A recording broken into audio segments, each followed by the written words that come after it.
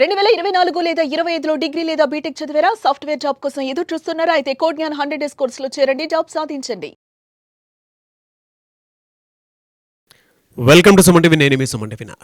Central government రీసెంట్గా ఒక ప్రతిపాదన తీసుకుని రావడం జరిగింది. సోషల్ మీడియాలో ఏ పోస్ట్ పెడితే ఆ పోస్టు యాక్సెప్ట్ చేయరు. దానికంటూ చట్టానికి సంబంధించినటువంటి కొన్ని సవరణలు మాత్రం చేస్తూ ఉన్నారు. అయితే ఎలాంటి పోస్టులు పెట్టాలి, ఎలాంటి పోస్టులు పెట్టకూడదు, సెంట్రల్ గవర్నమెంట్ దీని మీద చాలా సీరియస్గా వర్క్ చేస్తూ ఉంది. సో ఈ వీడియో మొత్తం చూడండి. ఎందుకు అని అంటే మీరు సోషల్ మీడియాలో ఏదైనా పోస్ట్ చేసేటప్పుడు మాత్రం 1-2 సార్లు రీచెక్ చేసుకోవడానికి అవకాశం ఉంటుంది. అయితే దీనిపై మాట్లాడడానికి మనతో పాటు ఈరోజు హైకోర్టు అడ్వకేట్ అలగిరి రవీంద్రనాథ్ గారు ఉన్నారు. వారి మాట్లాడి తెలుసుకుందాం. Hello sir. హండి నాగరాజ్ గారు. సెంట్రల్ గవర్నమెంట్ ఒక ప్రతిపాదన తీసుకుని వస్తుందండి. అది చాలా నిజంగానే మనం హర్షించాలి. అటువంటి నిర్ణయాలకైతే ఏ పోస్టులు పెట్టాలి, వేటి మీద అవగాహన తెచ్చుకోవాలి, ఈవెన్ మన వ్యూవర్స్ అయినా సరే వేటి మీద అవగాహన తెచ్చుకోవాలి. డెమోక్రటిక్ కంట్రీ భారతదేశం, లిఖిత రాజ్యాంగం అంటే రిటర్న్ కాన్సెప్ట్లో చేసినటువంటి రాజ్యాంగాల కాన్స్టిట్యూషన్లో అతిపెద్ద రాజ్యాంగం మన భారతదేశం. అంటే వాక్ స్వాతంత్రం హక్కు మనం ప్రాథమిక హక్కులుగా 7 చెప్పుకుంటాం. ఆ 7 ప్రాథమిక హక్కుల్లో కూడా వాక్ స్వాతంత్ర హక్కు మనకి ప్రధాన హక్కుగా మనం మాట్లాడతాం. అందరూ హక్కుల గురించి మాట్లాడతారు కానీ బాధ్యతల గురించి మాట్లాడడం చాలా తక్కువ. ఆదేశక సూత్రాలు అంటాం మనం. అంటే బాధ్యతను మనకి చెప్తుంటే నీకు నీ ఇంట్లోనైనా సరే నీకు బాధ్యత ఉంటుంది, హక్కు కూడా ఉంటుంది. నువ్వు ఊరికి వచ్చేసరికల్లా నీ సొసైటీలో కూడా నీకంటూ ఒక హక్కు ఉంది, ఒక బాధ్యత కూడా ఉంటుంది. ఎప్పుడైతే ఆ బాధ్యతను మర్చిపోతామో హక్కుల గురించి మాట్లాడడం కూడా చాలా తప్పు. కానీ మన భారతదేశంలో ప్రతి ఒక్కరు కూడా ఇది నా హక్కు, నాకు వాక్ స్వాతంత్రం ఉంది, నేను మాట్లాడగలను, నేను తిరగలను, నాకు నచ్చిన పని నేను చేయగలను ఉంది. కానీ ఎట్ ద సేమ్ టైం కూడా ఒక బాధ్యత ఉంది. అది సామాజిక బాధ్యత అన్నటువంటి ఒక బాధ్యత.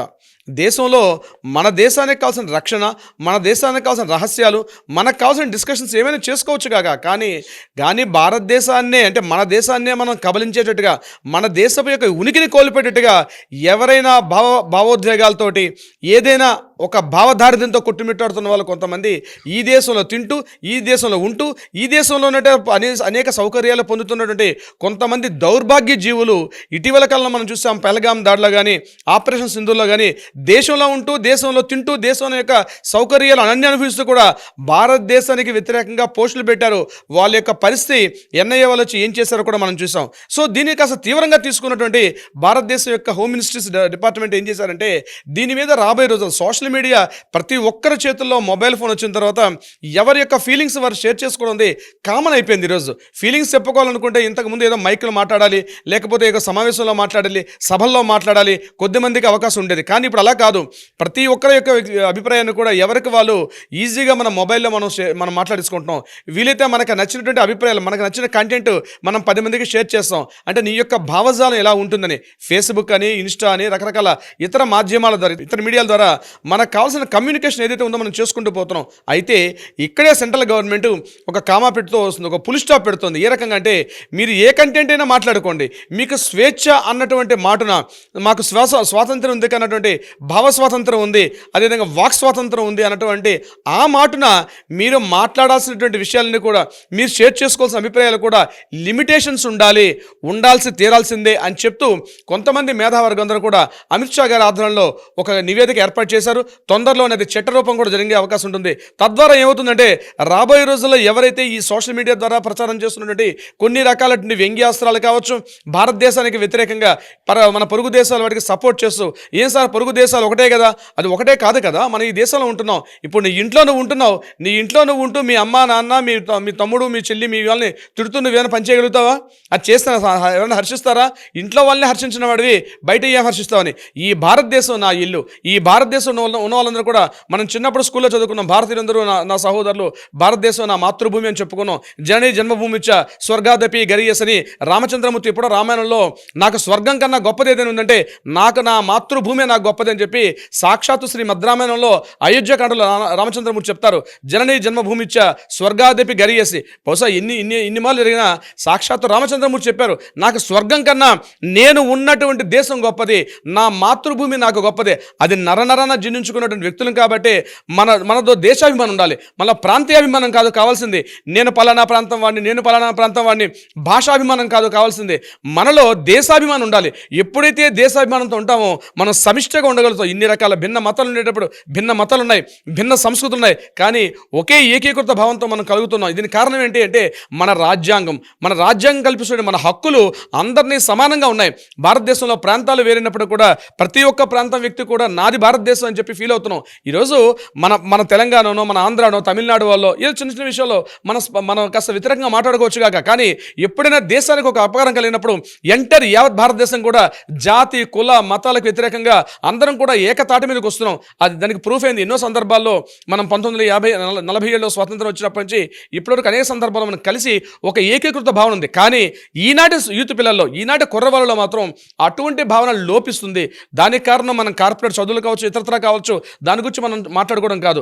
దీన్ని కాస్త కూలంకుషంగా చర్చించి భారతదేశంలో నేటి యువతలో లోపిస్తున్నటువంటి ఈ దేశాభిమానం అన్నటువంటి ఏదైతే ఉందో ఆ ప్రాంతాభిమానాలు పెరిగిపోతున్నాయి, కులాభిమానం పెరిగిపోయింది, మతాభిమానాలు పెరిగే తప్పించి ఇది కాదు. దేశాభిమానం ఉండాలి, ఉన్నప్పుడే కలిసికట్టుగా ఉండగలుగుతూ ఉన్నటువంటి ఒక ఆలోచనతోటి మేధావర్గందరం కూడా ముఖ్యంగా సోషల్ మీడియా మాధ్యమంగా, సోషల్ మీడియా వేదికగా ఏదైతే దుష్ప్రచారాలు చేస్తున్నారో భారతదేశానికి వ్యతిరేకంగా ఎస్ అని కాదని తనకు తోచిందే కరెక్ట్ అంటూ ఏదైతే పిచ్చి మాటలు మాట్లాడుతున్నారో దీన్ని ఇప్పటికైనా ఫుల్ స్టాప్ పెట్టాలి అని ఆలోచించి భారతదేశ అత్యున్నతమైనటువంటి ఆ హోమ్ మినిస్ట్రీ డిపార్ట్మెంట్ వాళ్ళు కొత్తగా ఒక చట్టాన్ని తీసుకొస్తున్నారు. ఆ చట్టానికి ఒక తుది రూపు కూడా తీసుకొచ్చారు. తొందరలోనే అది చట్టంగా మారితే ప్రతి ఒక్కరు దీన్ని ఫాలో అవ్వాల్సి వస్తుంది. మన చేతిలో ఫోన్ ఉంది కదని చెప్పి ఏది పడితే షేర్ చేయడం, ఏది పడితే అది మాట్లాడడం, విపరీతంగా భారతదేశం మీద వ్యక్తుల మధ్య కలహాలు గొడవలు సృష్టించడం కాదు, అందరూ ఏకతాటి మీదగా ఉండాలని చెప్పి ఏదైతే ఒక నివేదిక సమర్పిస్తున్నారో అది తొందరగా చట్టరూపంలో వస్తుంది. దాన్ని కోర్టులు కూడా అమలుపరుస్తాయి. ఎవరైనా అట్లా వ్యతిరేకంగా చేస్తే వారికి తీవ్రంగా కఠినమైన శిక్షలు పడే అవకాశం కూడా ఉండేటట్టుగా ఒక చట్టాన్ని రూపకల్పన చేస్తున్నట్టుగా తెలుస్తోంది. ఆ తొందరలోనే రావాలని ఆశిద్దాం. నాగరాజు గారు, వెరీ గుడ్ ఇన్ఫర్మేషన్ సార్. ఇలాంటిది ఒకటి జరగాలి. ఎందుకు అని అంటే దేశ భద్రతా రీత్యా కొన్ని ఉంటాయి. కొన్ని పోస్టులు కానివ్వండి, నేనంటే కొన్ని మాటలు కానివ్వండి, ఏదైనా సోషల్ మీడియాలో పోస్ట్ చేసేటప్పుడు దాని తీవ్రత చాలా ఎక్కువ ఉంటుంది. ఇప్పటికైనా సరే సెంట్రల్ గవర్నమెంట్ ఇలాంటి ఒక డెసిషన్కి రావడం అనేది చాలా హర్షించదగ్గ విషయం చెప్పేసి చెప్పడంలో ఏమాత్రం సందేహం లేదు.